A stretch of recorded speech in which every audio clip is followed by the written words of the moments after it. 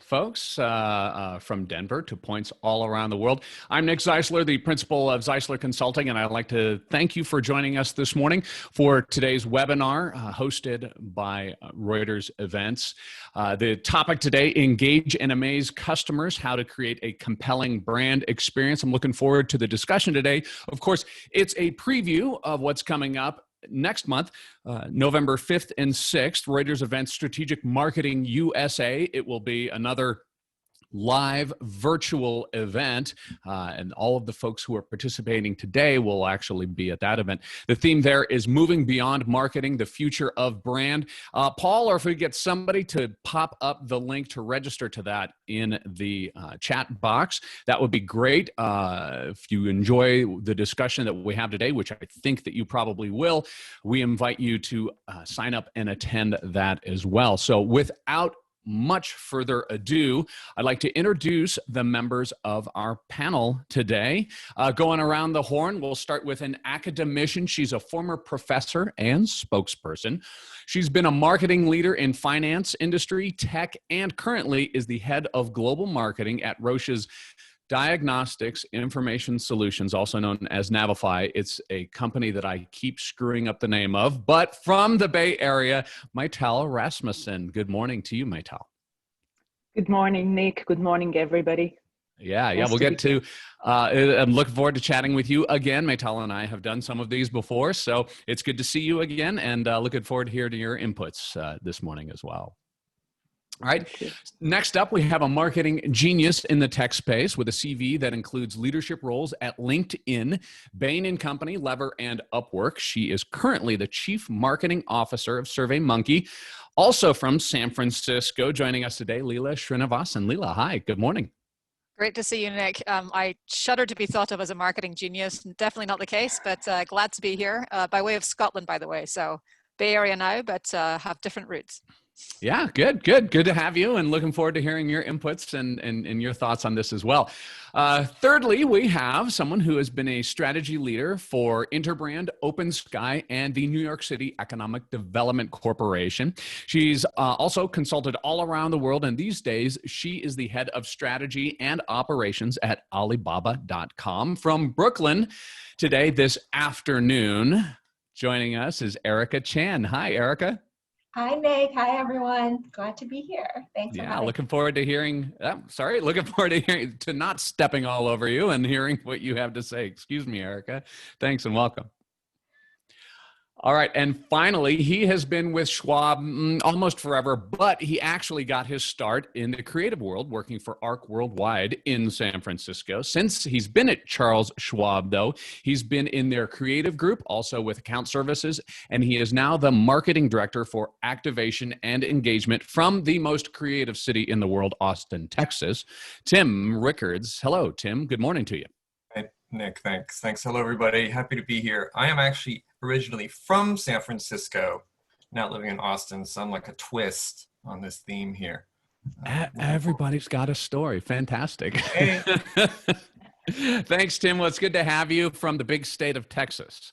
Let's go ahead and get started. The way we'll work this is I'll ask a few questions that I've got in my head, and you are all, of course, encouraged, all the attendees, to put the questions that you might have for any of the attendees in the chat box or the Q&A box, and we will also weave those questions in as we go throughout the remainder of the hour. So with that as set up, and a welcome to everybody, and a thanks to all of the panelists, and especially all of those who are dialing in from around the world.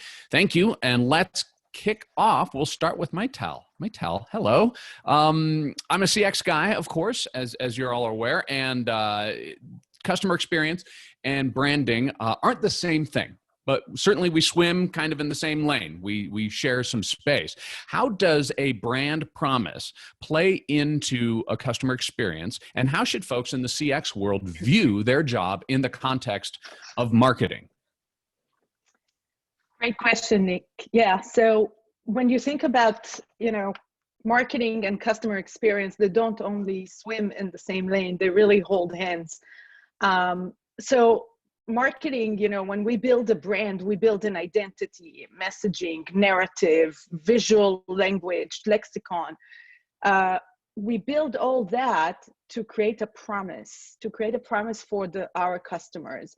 And when we think about the promise, it doesn't just stop on developing the brand and some icons. It really is a continuum. It does have a life cycle. It's not one thing, right? It's not one time and one point in time. So when you think about the continuum of it, how do you keep the promise along the continuum of your brand?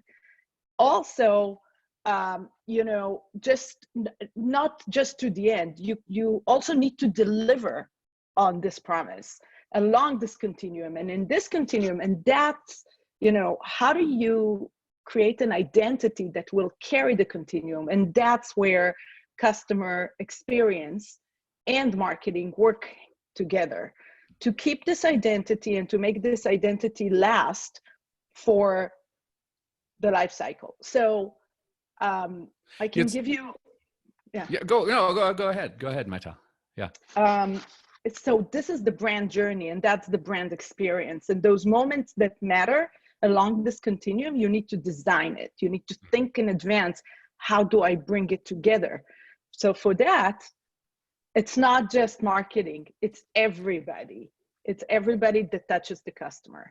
Yeah, it's almost as though you could say that CX and marketing working together, kind of helping to fuse the whole organization behind kind of that common purpose, right? That's right.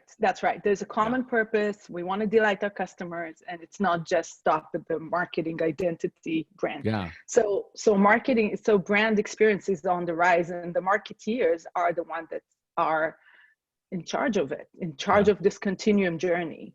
Yeah. Erica, what are your thoughts on that as well? The tying in of customer experience with brand and marketing and so forth. Yeah, no, I fully agree. I think the way we see it, right? Like they go hand in hand. So sort of there are two sides to the brand coin. There's the side of like who we aspire to be, what is our promise, and then there's the side where how are we being experienced and perceived by our actual customers and employees and partners. And I think to us, like we very much use brand as our North Star. In terms of what is that relationship and that experience we want to sort of build and cultivate, and then making sure that comes through every single touch point along the customer experience, and that experience starts way before you're even a customer, in terms of sort of how we go to market, our marketing, our comms, all the way through to our actual product and service experiences. Yeah. It's kind of, Maital kind of touched on this as well. There's a deliberate nature to it, right?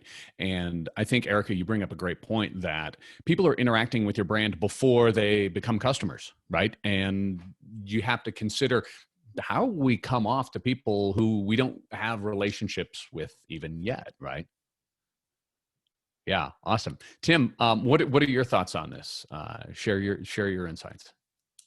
I mean, I really like the idea of the holding hands. I mean, I think they kind of pull each other along. Especially when you're at a big firm, I think you really need to understand what that promise is, what the North Star is. And like, for example, at Schwab, where I've been for, I think, 83 years now, we've had the same really promise for almost 2 decades. Internally, we think of clients' eyes. We look at things through their eyes. And we've been talking about that even before that was literally a thing. That was kind of revolutionary like 15 years ago. Wow, look at the experience from the actual user's perspective. That's crazy talk. That's amazing. We should make a discipline called customer experience. Right. So it's funny when you look back. So I think that's really important. You have to understand that deeply, and then understand who those clients are, prospective or existing. So, what are their drivers? What are their behaviors? What's their jobs to be done, their work to be done with you? How do they calculate success? And not how do you calculate success, right? That's a byproduct. I mean, you need to do that to count the coins at the end, but how does the client, the prospect, how do they think of success and try and meet that for them? And when you understand those two things pretty deeply, then whatever programs you create, they'll embody that promise. So, deceptively simple on the surface, but underneath that is just, I think, a huge understanding. And if you're lucky enough to work for a place where they have a really good North Star and a good focus, I think it makes it way more useful and applicable to your everyday. Yeah, I'm hearing a theme here about how we're using that brand as that North Star, that guiding principle, but at the same time using that in action to deliberately build or design these experiences, right? That certainly seems to be, what I'm hearing around the room here. I think too, it's important, at least from my perspective, a lot of, as the term brand or the concept has evolved, it used to be a very exterior thing. What's our colors? What's our font? Or the worst, the thing that drives me crazy now is, what's our latest ad campaign? I'm like, I mean, that's a good proxy for what the company's trying to say, but it's not really the company. So what's the company's brand? What's their purpose inside? Yeah. And if those two mesh, then you're golden. If not, that's when there's a problem. But I think you have to understand what motivates your firm from the inside in order to really show it honestly on the outside.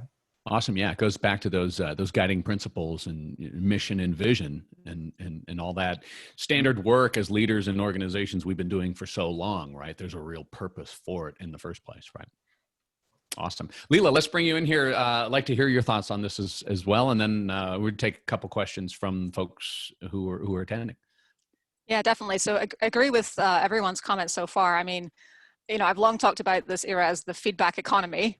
We just live in a world of utter transparency, and your reputation precedes you. So if your brand and your brand promise is not borne out in your customer experience, you're going to be hearing about it. You're going to see it in review sites, whether that is product review sites or review sites like Glassdoor, because to Tim's point, internal and external have been ever more melding in the last several years because of that utter transparency. So it's just really, really critical for marketing and customer experience, if they're not already under the same helm, to be joined at the hip and thinking through how that customer experience, how their brand promises manifest in that customer experience. Yeah, it's something that just infuses through everything about your organization. And people who would probably historically, I know people roll their eyes. I've done a million leadership offsites where we work on building out an organization's mission and vision, and it gets to be so cliche, and some people don't, they just get so sick of it. But it really does, Leela, doesn't it? Have so much to do with how people are going to interact with your brands. And I think the perspective you bring is tremendous, that people are considering also, well, how on Glassdoors, right? I mean, you wouldn't think necessarily as you're looking to hire people in that would be something as well, but doesn't that brand promise, doesn't that focus on what your core principles are, shouldn't it infuse everything that's going on in your organization, right? Exactly. Yeah. Before we get on to the next question that I had, I got some really good questions coming in here. Trip is asking, in the current business environment, and of course we all know what that means, how has that changed the purpose of marketing moving forward? I hear a lot of discussion. We'll go around the horn here. A lot of discussion about getting back to your core principles. That may have something to do with it, but how is it affecting your marketing going forward? Tim, let's start with you, and then we'll go around. Sure. So I think just as context, we deal with a very personal and emotional part of people's lives, their finances, which I think often is a little bit overlooked when people think about financial services. But it's highly emotional, it's highly personal. We definitely throughout March and April did a lot of deep study into how people were feeling and responding to the pandemic. And we did some modulation in terms of how we approached our communications. We started to realize that people were really looking for some security and some community and a sense of control. Those are the things that really were lost, we felt, or were being lost in that initial phase, especially with the hard lockdowns. So it wasn't a huge broad scale change the advertising, although there were modulations, but in the activation experiences and a lot of the client retail engagement stuff that we were doing, we tried to mirror that. I think also just as valuable was doing that work and sharing it internally. So stopping, And, you know, markets are odd. They often don't reflect people's day-to-day realities, but from a broad swath up until, you know, March, from a market perspective, things were just sailing along. And it's easy to let that situation imbue itself into your communications and your perspective without questioning it. And so when COVID occurred and the lockdown started, we had a nice is not the right word, but let's just say negatively convenient inflection point to think, whoa, what are our assumptions? What have our assumptions been about how people are feeling? I think we're assuming more often than not, market positive, generally enthusiastic. That changed very quickly. It's much more complicated than that in terms of everyone has their own pandemic, their own situation is different, but that was really what we tried to do. It wasn't a massive external change or even internally, but I think it was a good exercise for us to reassess how we were speaking to people. And again, through their eyes. What were they experiencing? How would this change the way they considered important decisions, important life stage milestones, you know, their future, whether it's, you know, the next 20 years or the next 40. Yeah.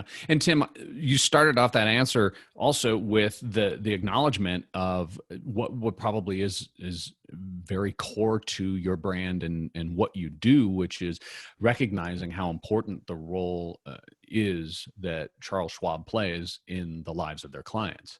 And Sure. as the world comes crashing down or everything goes haywire, well, that's not going to change. And so that helps guide you in how you're communicating with them, just keeping that in mind in and of itself, right?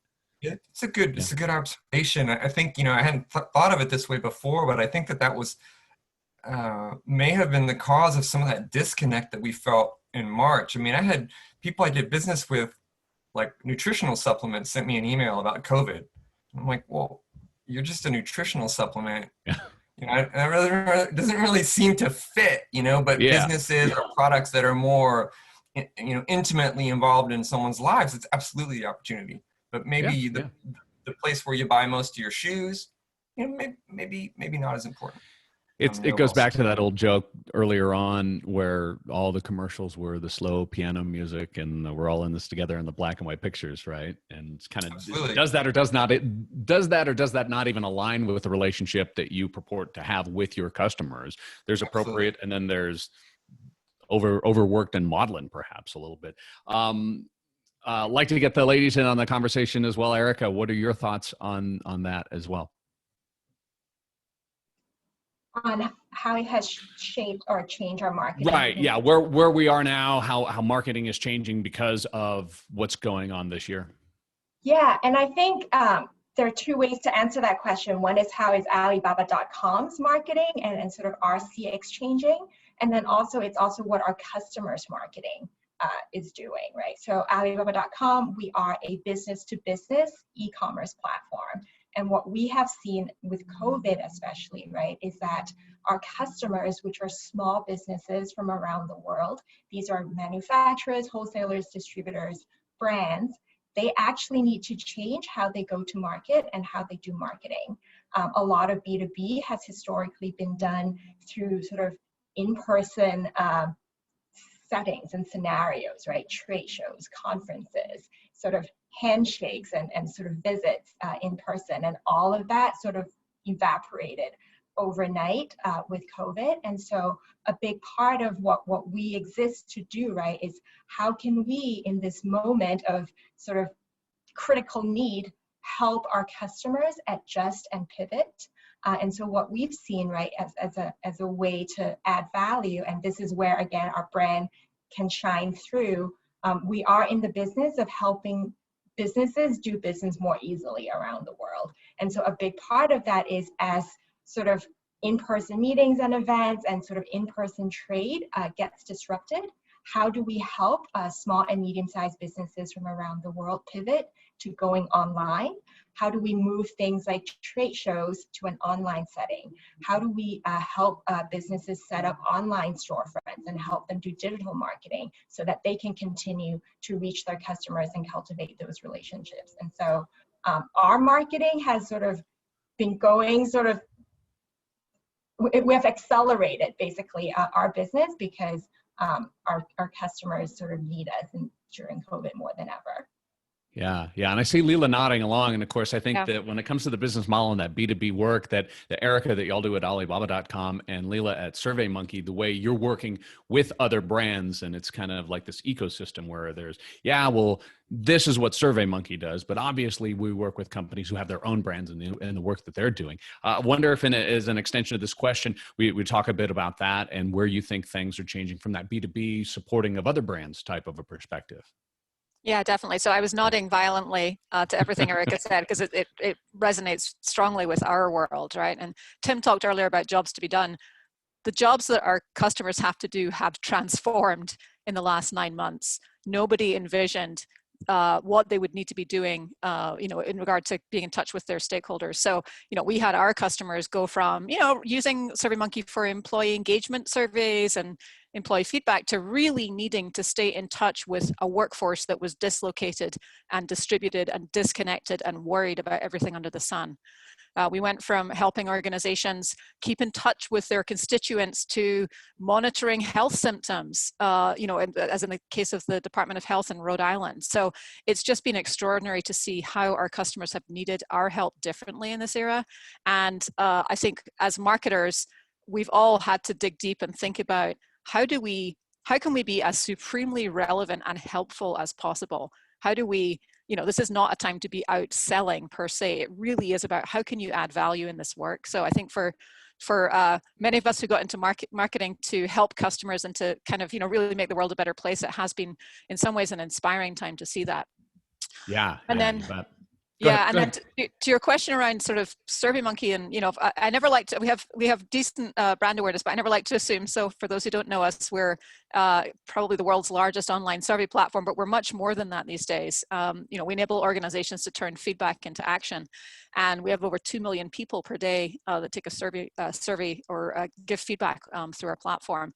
And so what we find is that many people encounter our brand first through the brand of our customers who send out surveys powered by SurveyMonkey. So we're really proud of those affiliations. So that's kind of how we show up often to people in the first place.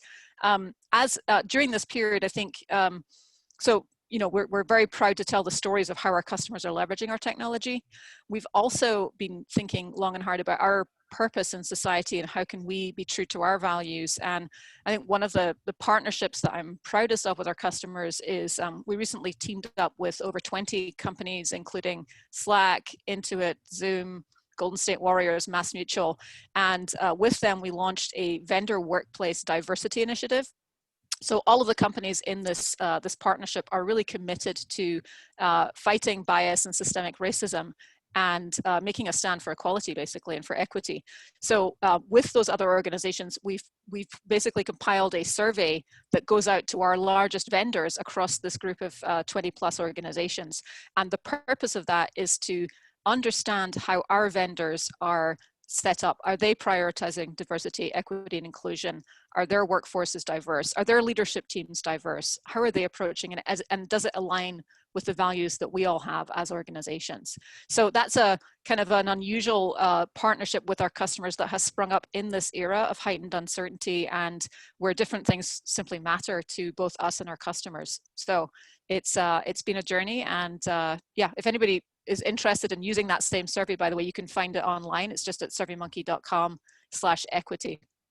Awesome. Thanks, Leela. Yeah, and that's an interesting point that you bring up about how, like you and Erica were both talking about how your customers being kind of in the B2B world there have their brands and they're working through your brand to help promote their brands. That's a really challenging, milieu to be in there, right? But I also want to ping on something you said earlier, talking about health and monitoring people's health and so forth. Maital, Roche obviously is in the business of healthcare, and you want to tell us a little bit about how, from your perspective, you're seeing that change with what's going on here and how it's affecting your branding as well, and marketing for that matter. Yeah.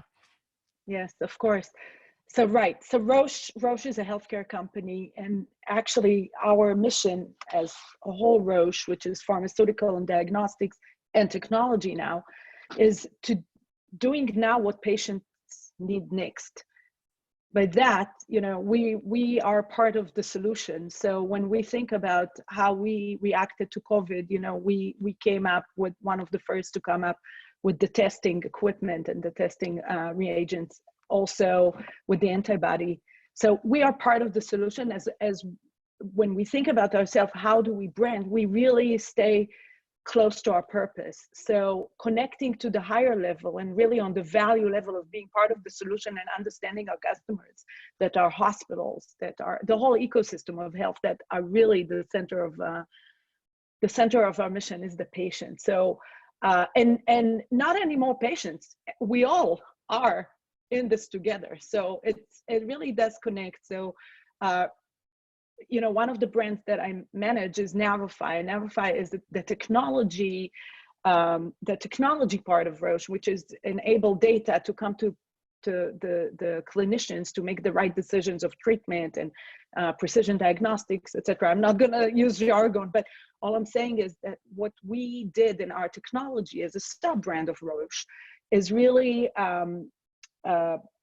leverage the technology to actually help physicians and patients to move to the digital era of care and actually continue providing them, you know, tools to virtual care. So the continuity of care can be maintained. And that's how we can provide more personalized healthcare to more patients. Now, I don't want to talk too much about that, but all I'm saying is that it really is purpose and empathy and really understand your clients, so your customers. So when everybody here, when Leila and Tim and Erica talked about it, it really connects the dot. When you understand your customer, you leverage the technology, you enable them, and that's coming to the value creation of your brand.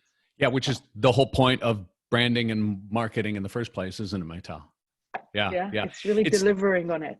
I don't know if you've been sneaking peeks at the questions that are coming in from the participants and the people who are attending, because I think you actually tee up very nicely, Maital. Gigi Matthews has a question on here talking about a digital paradigm, as so much is moving to online and away from brick and mortar simply because people just can't get together anymore. How is that changing marketing? I mean, is everything going to go to digital? Obviously, Leila with SurveyMonkey, that's a digital platform in the first place. Erica, Alibaba.com starts in and remains in the internet. Tim, let's start with you though. You know, Charles Schwab, there's plenty of, hey, let's get together and talk about your finances and what are your plans, but now people probably can't do that quite as often. So what are your thoughts on how the digital paradigm is impacting, you know, where we go forward? So one of the things I'll talk about briefly when we actually have the session with presentations, I mean, COVID's an accelerant. So the digital trends that were there before just got kicked into high gear. Some things have been, you know, some things I put in the category of, finally, you know, the digital doctor's appointment. I've been griping for so long that I have to displace myself and all of that to go see somebody for 8 minutes, and my guy's usually late, my doctor, and all that stuff. So the flip side is that it's forced people to find some solutions that maybe they didn't have to think about before.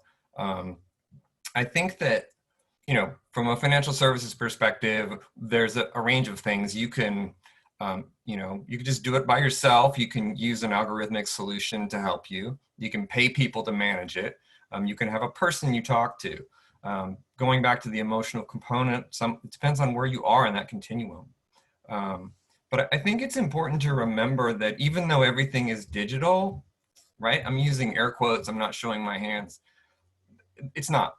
We're humans. We go back to human relationships in time of stress and need.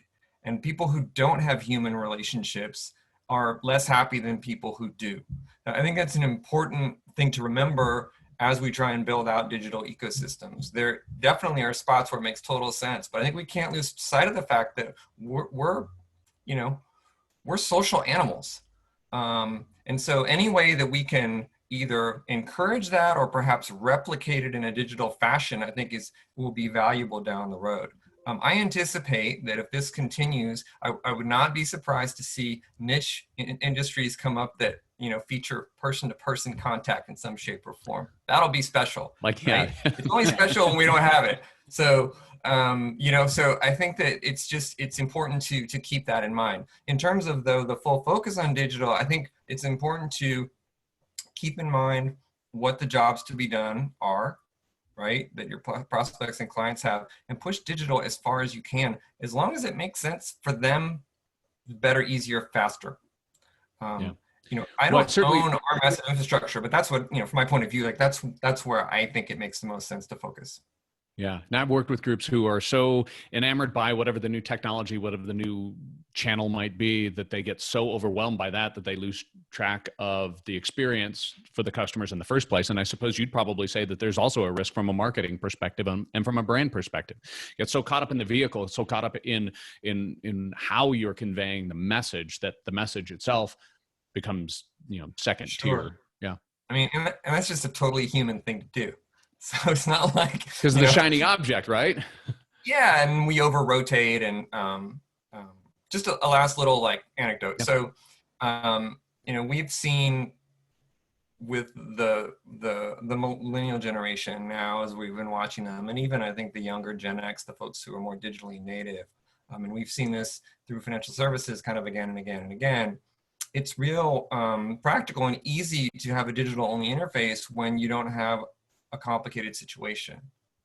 But when the situation becomes complicated, whether that has to do with the amount of money you have or the number of dependents you have, or don't forget parents and children both needing things at the same time, market issues, career changes, when things are stressful, we want to talk to somebody.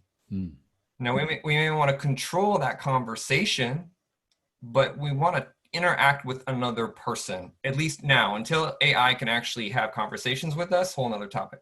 Yeah. So I think it's important to remember where you are. I would think in the health industry, it's very similar. Within companies, I think it's also similar. We need to talk to each other. Businesses talking to other businesses to agree to do business. There's a component of that human interaction that's important not to forget. Yeah, and I guess it kind of goes back to something you said at the beginning of your statement here, which is that the idea of actually getting together face-to-face in person is going to be a selling point as a unique factor within some businesses, as the pendulum turns the other way, right? For sure. I mean, it actually might have a different social significance. Yeah. If I actually show up at your office, that must mean I'm really serious, or this is really important to me. So it'd be interesting to see how that plays out. Yeah, you bet. Let's shift gears a little bit. We'll go back to a question that I had actually for Erica. Folks in the CX world, we often see things like, we see it's kind of a chain reaction. There's brand, and then there's customer experience, and then there's taking insights from what our customers' experiences are, so we can kind of feed into the process. So you all kind of take that process in the other direction, though, right? Tell us a little bit more about how at Alibaba the brand, CX, insights things kind of go in the other direction. Yeah, and it's not so much in the other direction as It is sort of taking what is a linear relationship into sort of an infinite loop, as I see it. And just again, to sort of by way of introduction, I think Alibaba.com is one business within Alibaba Group. It was the original business. And we were, and we continue to be a platform that is here to make it easier for businesses to do business with one another from around the world. And so for the first 17 years of our existence, we are a 20-year-old company, that was an online listing directory. But as time evolves, right, the definition and the expectations of what does it mean to make it easy for businesses to do business with one another, that has evolved. And so we're actually currently in a process of sort of disrupting our own business model, disrupting our own sort of preconceived notions of what is the value we need to deliver. And to do that, we need to start with insights. We need to start with understanding, what do our customers expect from us? What does it actually mean to make it easy for them to do business? How does that translate into product features, services? How does that translate into UX and actual experience? How does that translate into communications? And so to us, our brand like remains our North Star, right? We want to stay true to that notion of we're here to make it easy. We want to be our customers' allies. And then we sort of, with that, right, do research to calibrate what does that actually mean? And then that informs our customer experience. And again, we define customer experience as everything from sort of comms and marketing to product to services. And then it becomes that continuous loop where then we are tracking, like, is it working? What do we need to tweak and evolve to make sure, again, that we're staying true? And so some examples of sort of what we've learned along the way, right, is businesses, like, to make it easy for them to do business from a seller perspective, for example, is they want customers and they want sort of the easiest, most painless way to reach markets and customers near and far. And so we have evolved and we've opened up our platform to make it easier for US businesses to set up an online storefront to target the customers that they want wherever they are in the world, so that they can, again, right, do business on their own terms and succeed on their own terms. What we've also seen, though, is that in addition to these features and functions, our customers are actually very skeptical, or can be very skeptical, right, about the platforms that they use. Are you going to compete with me? Are you going to use my data against me, right?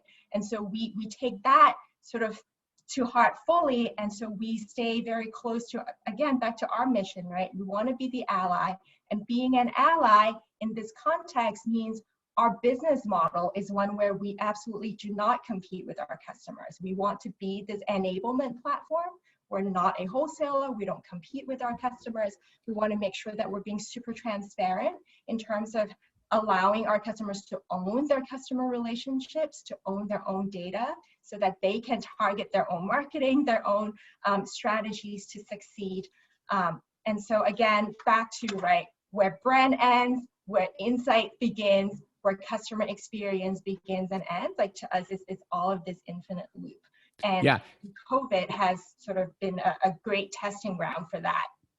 Yeah, it sounds like, we go back to, we've been talking about North Star here too, and that relationship, Erica, sounds like it's kind of at the heart of what's driving all those things, the insights, the CX, as well as that brand. And so that the entire experience is the sort of thing that is meant to advance that mission, if you will, in the first place, right?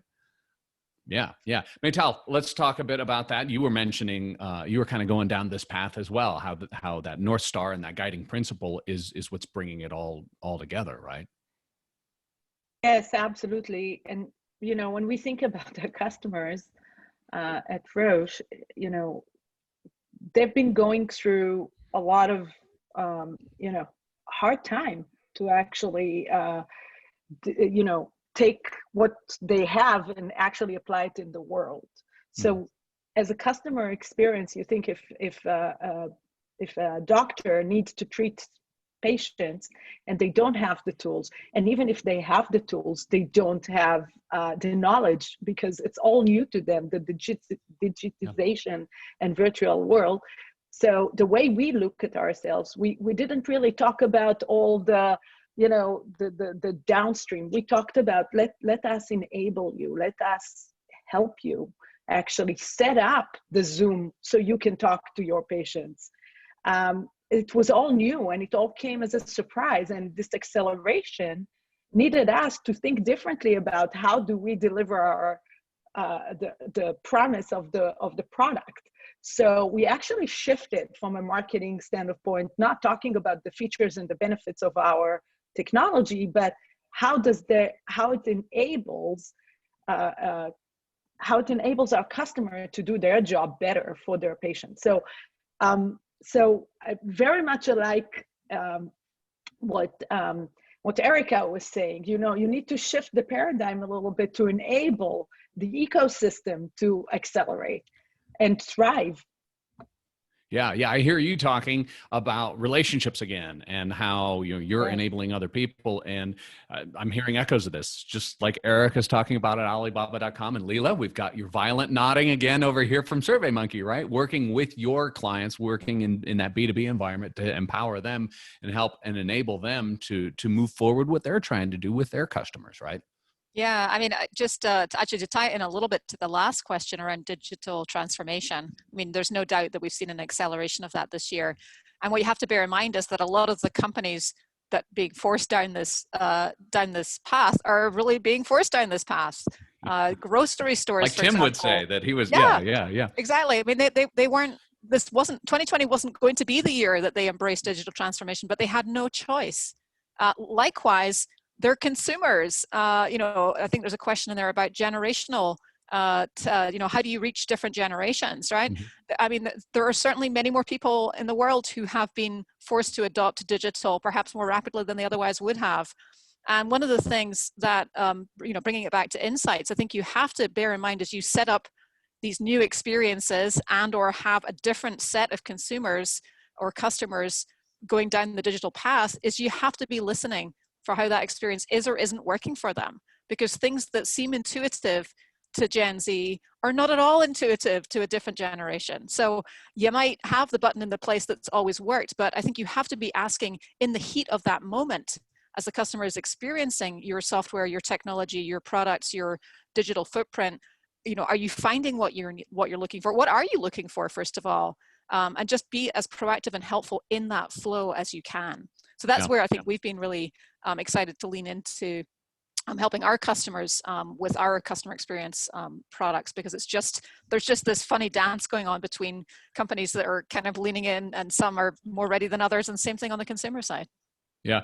I was saying, I think it was with Tim a while ago, we were chatting about how with telemedicine, for example, I saw a commercial where, excuse me, it was this fascinating new thing where doctors were meeting with their patients via Zoom or whatnot. And I was like, yeah, that sort of thing's been going on for a long time. It's not all that revolutionary. It's just that now that there's no other choice, that now, okay, well, we're so sharp and shiny that we are using this new technology. Well, yeah, but it's only because you have to, right?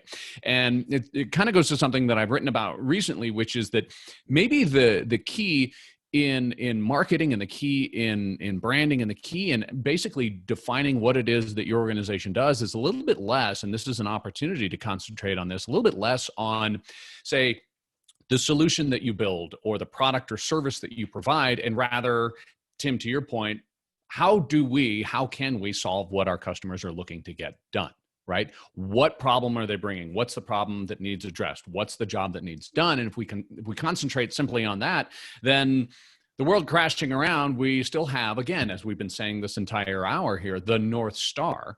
And we can easily shift and pivot how we do those things if we keep in mind what it is that we're trying to accomplish in the first place, right? Yeah, I mean, I agree. I mean, it's odd how it's pretty basic thinking, but it's definitely a shift in how we view it. It's so hard to build anything, whether that be an online application or a marketplace or an interface with technology. I mean, it takes a lot of time. So it's super easy to get lost in what you're building versus who you're building it for and what they're trying to do. I think it's one of the reasons why I feel lucky to be in communications versus platform development. I think it's easier to think about this when you're trying to create messages and experiences versus building tools. But I definitely have to try and keep that in mind. It's also frustrating because humans are so variable, you're never quite sure where they are. And we can do all this work to figure out the work to be done, and we might be wrong, or they just might, I don't know, their 3-year-old might have just knocked over a glass of water and we've lost them. We almost had them at a decision point. Cat comes in and jumps on their desk, and then we lost them. But I would agree. Focus on their work to be done is a really good way to think about it. Yeah, you bet. I want to shift gears right now because Matthew Owens writes this great question in here that I've kind of it's been kind of pinging around in my head for a while too. Earlier on in the spring, I was getting this COVID fatigue already, and it was like, I'm working with Reuters events, and we're hosting a lot of these webinars on a regular basis. And sometimes it got to be like, okay, so we're going to ask a question again about in this world where we've got COVID and everything's different. And I thought, could I please just have an event where we talk about something other than COVID. But then what I realized, of course, was that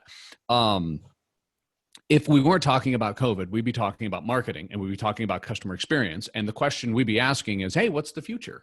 What's coming around the corner, or what's next? And I realized, oh, well, we'd be talking about this anyway if that were the case, right? But Matthew puts a finer point on it.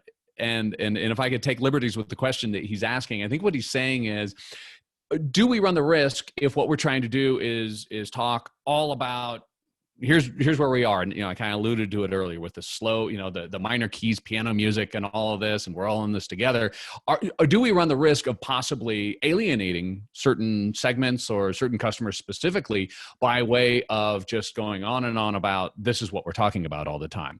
And I kind of go around the horn, and let's see. Leela's smiling the broadest, so I'll give you the first shot at this, but I want to hear what everybody's thoughts are on that. Sure. I mean, this year's been a roller coaster, right? It's been a crash course in leadership in all sorts of ways, and I think also it's been a roller coaster from a marketing, messaging, and positioning standpoint. So, to your point, Nick, you think back to March and April, and I'm sure we all went in and we very carefully reframed our outbound sequences and made sure that every email was thoughtful and talked.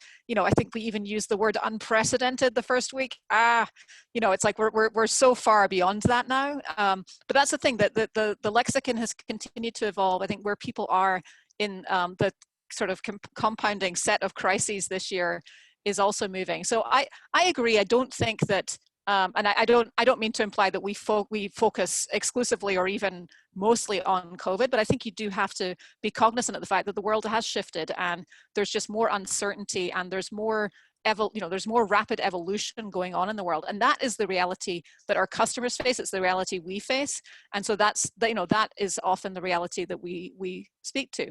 But just one anecdote to drive home Matthew's point. Part of the technology that we offer includes market research solutions, and we ran a mock study back in, I think it was May, so we were already a couple of months into the pandemic, and we basically ran a set of A/B tests for a mythical hand cream. And in one kind of set of creatives, we basically touted the anti-COVID properties of this hand cream, and in the other, we touted the sort of cleanliness or the sort of extreme cleansing benefits of this. And when we put those in front of different audiences, the anti-COVID one, hands down, was the worst. It performed, the claims were not believable, they weren't authentic or credible, they were off-putting. And so, I think some brands maybe did lean in a bit too heavily in the early days, and consumers, it wasn't necessarily what they were looking for. So I think you're right to be cautious around it, but nonetheless, the landscape that we look out on is definitely shifting. Yeah, sure. Maytal, what are your thoughts on that? Yeah, very much like Leela. The roller coaster is totally right. So you go through the ups and downs, and sometimes in a loop, and it's evolving. I mean, what we were in, the shock that we got in March, we all responded to the shock, and I think many brands actually responded nicely with this music and all that, and it was good for that time. But you can't continue the same thing. So you're evolving to meet your customer where they are, because they're going through roller coaster. The whole world is going through roller coaster, and now maybe we need to change our mindset to think, how do we live in this situation? What is the continuous? I see lots of research like McKinsey and others. What's the day after? When is the day after? I can't even, we can imagine, we can start thinking about the vision of it, but right now we are in this journey and we are in it together. So from a marketing perspective, you shift your budget, you shift your focus, you shift your messaging, you shift everything. You really need to stop, even think about the goals for your teams. The goals have changed, so you need to really shift how you think and how you think about your employees and your relationship within your marketing department. So it's almost like being an introvert and extrovert, because in order to get to this point when you align with your customers, you really need to look inside and see what do you need to shift. Talking about events, the whole industry is changing. We need to reinvent, how we think about events. While us having, being in this right now, we already shifted, right? So So I think that it's fair to say that through the ups and downs, and actually be agile and respond to the situation, because every month is different. Yeah, I What think was good in March, not good anymore. Yeah, it sounds like what you're saying is that the whole world of marketing could learn a big lesson from Reuters events, right? Yes, of Yes, course. absolutely. But yeah, it sounds like there's also a bit of a balance, is what you're saying too. You obviously have to change with the times and recognize what's going on, but then it's not Pollyanna-ish to consider and recognize that there's going to be a day where this isn't everything that's going on anymore, right? It's fair to say, and I think people have, that it's never going to go back to the way that it was. There will always be this and that and the other thing that we experience that will perpetuate from here into the future. But there's going to be a time where this isn't all we're talking about, right? And where we've kind of, as a society, come through to some degree beyond this. Well, how are we positioning ourselves, and are we staying true to that North Star, to our brand, to our promise, so that when we get through there, that we're not hooked up still on, okay, COVID, right? We'll be able to move to what's next as well. It's that dynamic approach that I think comes from being centered on your brand promise in the first place. Erica, what are your thoughts on this? Yeah, and I want to just echo what everyone else has said. I think for us, right, our sort of North Star is very much how can we be an ally to our customers, and how can we make it sort of easier and easier, like, to do business. And again, like, COVID is sort of like one shock. There'll continue to be other shocks. And so this is just the way we see it. It has accelerated certain changes. To Tim's point earlier, COVID is an accelerant to digitization. COVID is an accelerant to doing a lot of things differently. And so in response to that, we are rolling out sort of new features, new services. We are migrating trade shows onto our platform so people can continue to use technologies to communicate and connect with one another. One area that we have invested in is content and community, because we see that just because you built the tools doesn't mean people will know how to use it, right? We know that a lot of B2B businesses are new to digitization. We also know that being a small business owner and being an entrepreneur is a daunting and somewhat isolating experience to begin with, and especially during this time, sort of being able to have a community is more important than ever. And so we're sort of disrupting and challenging ourselves to think through how can we build that in an online setting, and continue to stay true to our, again, the North Star, which is being an ally, and make it easy. Yeah, that's great. I like how what you're describing to my ears, Erica, sounds a lot like what I talk about with my clients when it comes to their customers' experience. And that is, it's really applicable in your B2B world of taking on a lot of the challenge and stress on behalf of your customers by enabling them and giving them these platforms and making this shift a little easier for them, right, through the relationship that they have with you. And Tim, you had spoken earlier about this as well when you're talking about the intimacy and the importance of that connection between your customers in the finance industry and, you know, being jerked into this digital world where they just can't meet face to face anymore. And so now you're trying to ease things for them. I think that this type of dynamic in doing business really impacts your industry tremendously, right? And it's developing new ways of even relating with your customers. Go ahead and talk a bit about that. And one of the things we did early on was just do some research in how pandemics evolve. And so obviously the COVID will evolve, and it's according to its own schedule, its own time frame. I laugh that we're living on biological time now, not economic time, not digital time. We're smack dab in the middle of biological time. So, but what we found is, you know, there are phases that you can chart in terms of this type of a situation. And so we map what people's emotions and needs might be in those phases. And we're right now what I call the great and gradual reopening, which is going to be long and is back and forth. So part of it is just thinking through, to Matthew's question, think through where we are in the process of this pandemic, understanding that generally with a biological phenomenon like this, at some point we will reach a state where through science and biology, it is manageable. We live with a lot of biological things that are manageable now through science and just straight up, exposure and antibodies and all that stuff. So think where we are in that process. The other thing is that everybody has their own pandemic. So the effects and not only the economic and practical effects, but also the emotional stresses and concerns vary greatly by age, gender, racial breakout, racial identity, geography, income, business sector, country.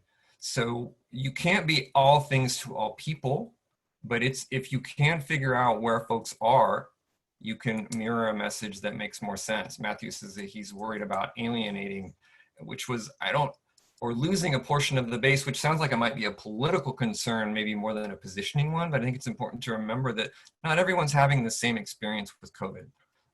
So take that into consideration as you move forward. From a Schwab perspective, we made a lot of practical changes early in terms of closing the branches and doing things that are virtual. There's been a lot of continuing work done on making these digital experiences easier and easier.